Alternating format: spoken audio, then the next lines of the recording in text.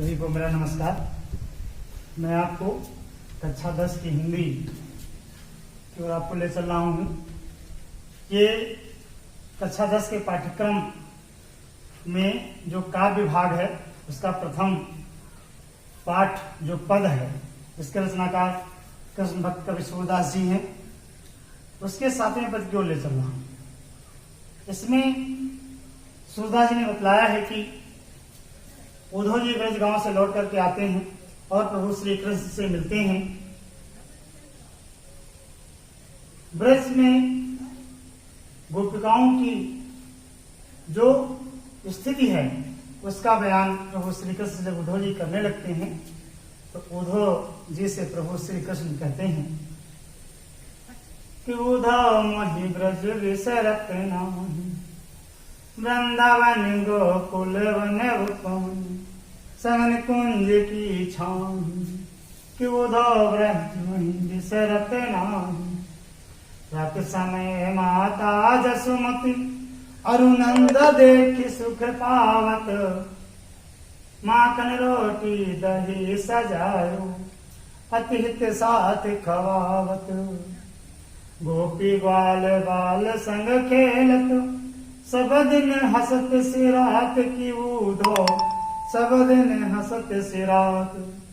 सूरदास धन्य धन्य व्रजवासी, जिन सोहित जदुतात की उद्धव, जिन से हित जदुतात।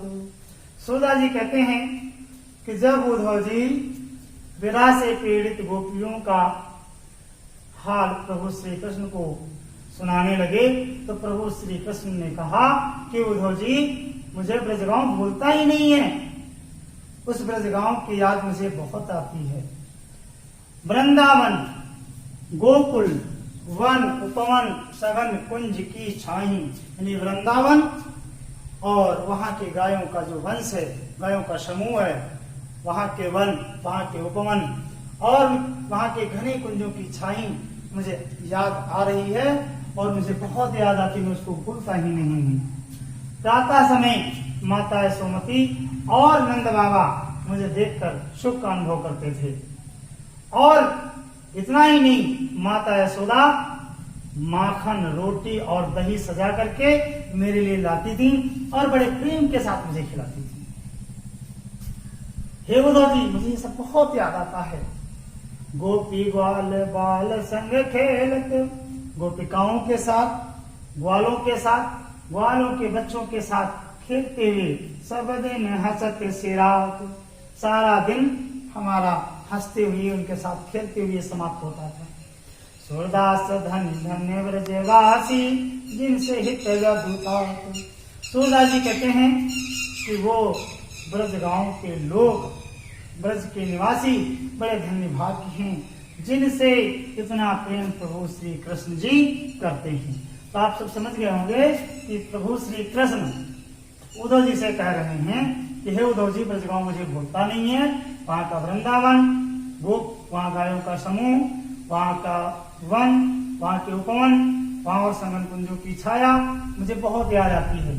प्रातः समय माता यशोमती और नंद बाबा हमें देख करके सुख का अनुभव करते थे और माता यशोमती मेरे लिए माखन रोटी और दही सजा करके लाती थी और बड़े प्रेम के साथ मुझे खिलाती थी।